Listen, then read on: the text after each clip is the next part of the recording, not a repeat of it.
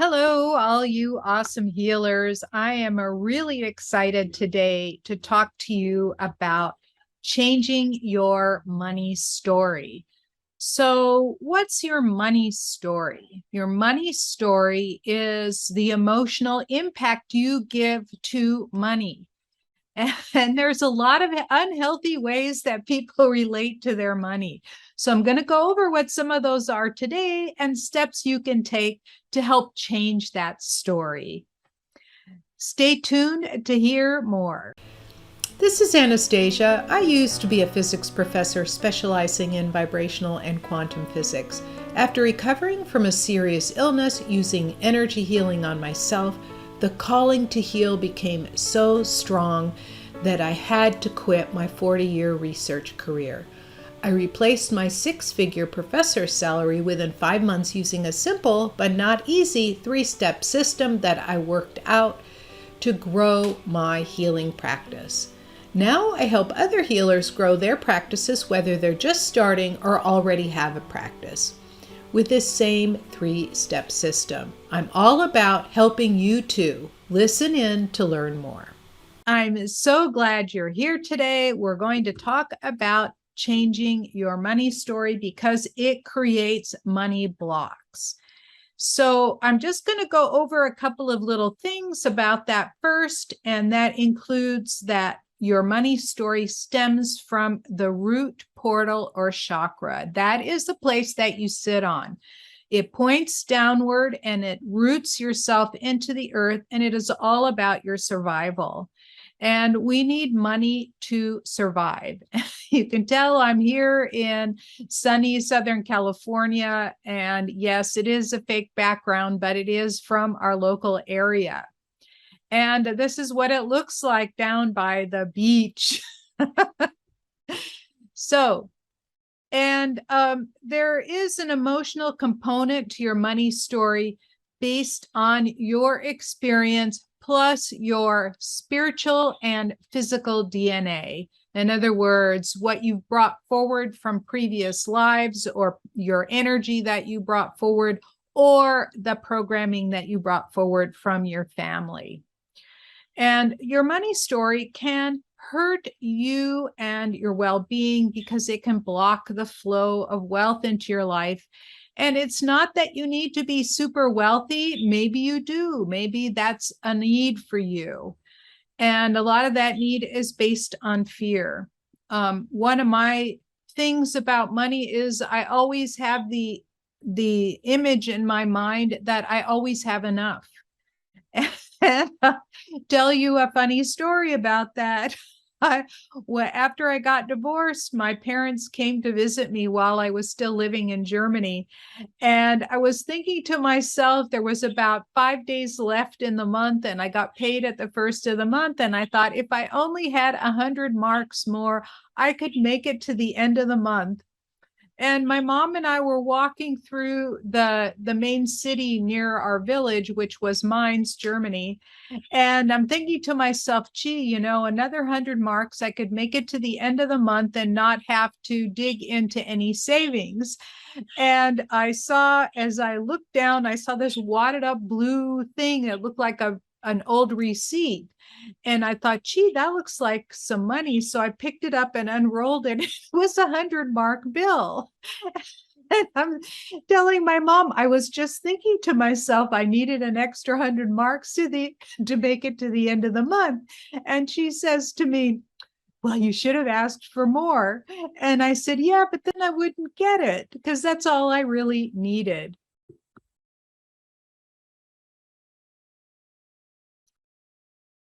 So I'm so anyway, that's the whole point, is that there was always enough for me, no matter how bad the situation seemed. And even though I went for about 10 years without saving any money into my bank account, after I moved back to the US, I started investing into my IRA, and it helped build it up. So I'm relatively comfortable now. And so that was only between the ages of 50 and 60, right? I moved back when I was about 47, 48. And I then saved all the way until I retired when I was 60. And since then, I've spent a lot of money learning how to do all the things that I'm doing now, including healing, right? And including building a healing business, right? Put it all into practice. So anyway, let's get back to your money story. So how you relate to money creates your money personality, but there's also an intelligence based on your emotions that affect your money story. And one of the authors of a book called Happy Money, his name's Ken Honda, I think. And he wrote this little guide, and he's spoken all over the world about happy money. Is your money happy money? And he contends that if you feel happy about your money, then more money will show up. And I have another friend, a former coach, Susie Pruden, and she always carries $100 in her wallet. And she says, this is my happy $100. And that if I put it there, it attracts more money into my wallet, right? So people have like these little things that they do to make sure that their money is happy. For me, if I pick up a penny on the ground, I go, oh, yay, I found a penny. And then I put it in my piggy bank, where I have it in a place where the feng shui of the metal will attract, will help build wealth. So we all have like our little things that we do. So make sure that your money is happy money, because it attracts more money. So then what I'm going to talk about, there's like different money personalities that are super duper unhealthy. And one of them is compulsive saver. Like you absolutely, compulsive means that you have no control over it. You must do it. So compulsive saver means that they keep saving, and never take their money and put it somewhere else. The other is a compulsive spender. In other words, they're spending all their credit cards to their limits, and their credit score is in the toilet, and they always have to pay off a little of all their credit cards a little at a time. And then as soon as money comes in, they have to keep paying it, and they basically got nothing to speak of, nothing in the bank, nothing at all, right? And I know people like that. I would question one of my friends from Germany. He was on welfare, right? And at the time, you could buy an entire liter of ice cream for 2 marks. And he would go to the ice cream parlor, and instead of buying like a cone for 1 mark, which was how much it cost, he would buy a big dish with 14 flavors and spend 14 marks. And I said, you can buy 7 liters for that. You could get 7 different flavors and scoop them into a bowl. He goes, yeah, but I'm treating myself. I go, yeah, but that's a big percentage of your welfare that you bring in every month. And he didn't care. He just never had any money. And he spent all of his welfare check well before the end of the month. And the reason why he was on welfare is because he had fibromyalgia and couldn't work, right? So even compulsive spenders may not have any income to speak of, but yet they still spend their money. You can be a compulsive moneymaker. The compulsive moneymaker is somebody that's always looking for an angle on how to make money. There are people that are completely indifferent to money. I'm kind of verging on that. I just have also the thing in mind that there's always enough to go around. Like there's always enough to pay for what I want to have. And then there's the money hippie. Yeah, we can live off the earth, and yeah, it's meaningless and I don't care. Then there's also the people that will save all their money up and then splurge on one big thing and then save to the next thing. They call the saver splurger. And then there's the gambler that will spend a lot of money on an investment thinking that it will pay out, and sometimes it tanks and sometimes it doesn't. And then there's the money worrier, the person that just worries about it all the time. For me, that's like no way to live. It's just like, stop worrying, get off your chair and do something about it, right?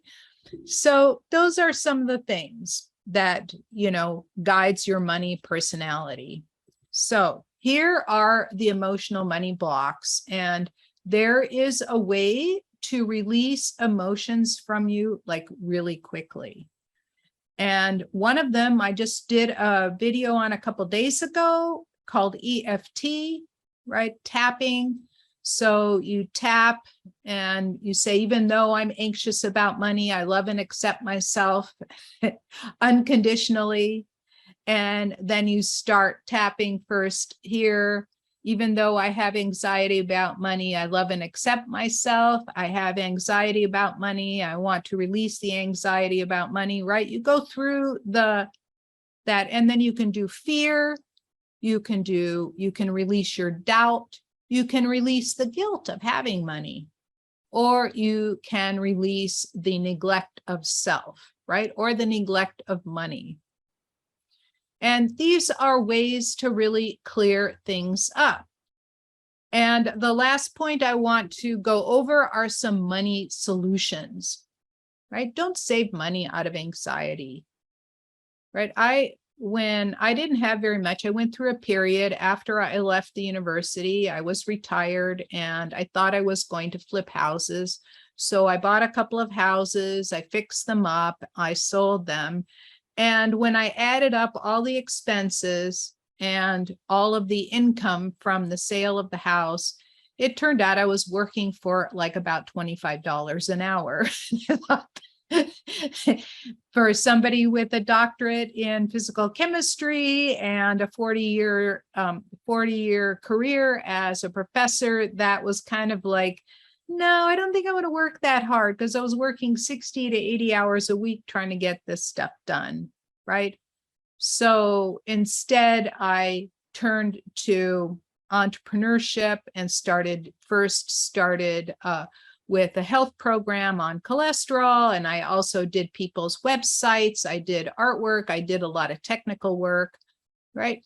So instead of saving money for anxiety, even during those times when it was really tight, I would save a little every month because I needed a new computer. My computer was old. It was not functioning that well anymore, and I really needed a new computer. And so after a year, I was able to buy a decent computer, a decent laptop. Right. So I still saved it, but it wasn't out of anxiety. It was with purpose. Right. You will lose money before you attract money. So it's okay to lose a little money. I've lost money. I've lost money on an investment. I took money from the house I sold in Germany. I bought another house with a part of it, and then I invested some. And as soon as I invested it, okay, this was in 1999, 2000. As soon as I invested it, 9/11 came along and everything crashed, right? So went from 110,000 to 55,000 in a matter of weeks, right? And it never recovered. That fund never recovered. And finally, I sold it when it was up a few years later. It was up close to 90,000. I sold it and I invested it elsewhere. And so that basically, I lost my shirt on that. You just let it go. It's in your rearview mirror. There's nothing you can do about it, because I've also won, right? I have also bought houses and I sold them for a lot more. I bought a house in Seattle for 730, and 6 years later, we sold it for 1.4 million. So you make up for it. The markets have ups and downs. Likable people attract more money. It's the truth.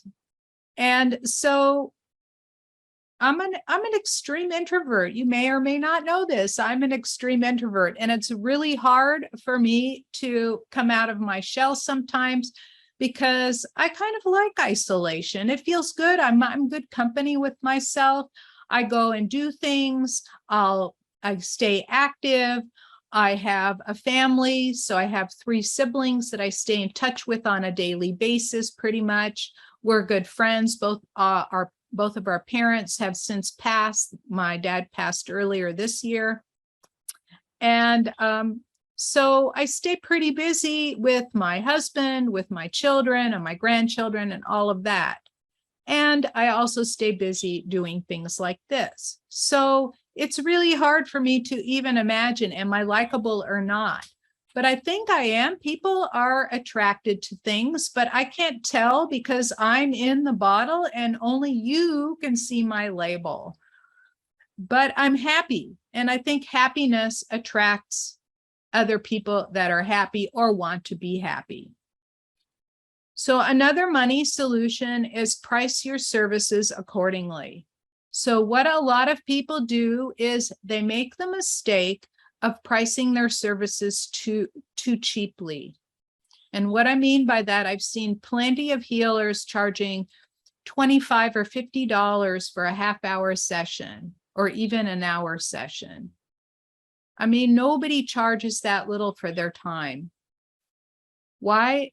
I mean, you will charge somebody to talk to them about all your issues for $300 an hour, and they have an education in, marriage and family therapy, for example, and there's processes that they learn and go through. But people will pay them $300, $500 an hour. I've paid thousands of dollars in a month to talk to a therapist. And usually what they do is they'll ask you to tell me about your mother, tell me about your father, tell me about, other people in your life, tell me. And so you just tell it to them. And in the telling of it, by honestly telling, in the telling of it, supposedly you get something out of it. One therapist that was charging me that amount, she was charging me $300 an hour. And this was 15 years ago or so. She was charging me that much, and it ended up that because I sort of have this innate wisdom in me, I don't know, maybe it's being the oldest of 4 kids and being uber responsible about stuff. She started asking me advice, and that's when I said, I think I've had enough therapy. Right? So price your services accordingly. If somebody asking me advice can charge me $300 an hour to have the privilege of asking my advice, then you can certainly charge, if you're only charging $50 an hour for your services, charge $150. $150 is very reasonable all across the country, right? And then last is to be in gratitude and joy. The highest form or the highest frequency that a person can be in is joy, right? And being joyful is enjoying your life. Like I look out my window every morning. I live right on a hillside here. I look out my window every morning and the hillside is completely green. And this morning I saw this giant bird of prey sitting up on the wires. I was wondering why the squirrels aren't coming out. But yeah, so I'll see that. And it just makes me so happy to be here. And it's like pretty much blue skies a lot. So I'm in gratitude that I get to live here, and it makes me feel joyful. So find things that will bring you joy and move towards them, right? And for example, being able to speak like this and tell you stories of my life that I found many people find beneficial. They'll write me back and say, could you do more videos on this? Or could you explain that? And I have really good feedback on all of my courses. And so I am really excited to be able to share what I know with you. And even if it's like for free, like all of these videos, I'm really excited to be able to share this and to be able to spread the word of gratitude and joy. So far today, I talked about releasing your money blocks and unhealthy money personalities, what emotional money blocks you might have, and simple ways to release them. There's also a very simple energetic way to release them, Or if you read the Emotion Code book, you can have that's by Bradley Nelson. That's a good way to release them. I have an energetic healing process that releases them very quickly. And by releasing these kinds of emotional money blocks, you can open yourself up to receive more. And last, I gave you some solutions about how to save money and allow yourself to lose money before you make money. Like I've spent a lot of money on courses, and that was an investment in myself, and I am now beginning to make it back. Likable people attract more money, so being happy makes you more likable. I just know that for sure. Pricing your services accordingly and be in gratitude and joy.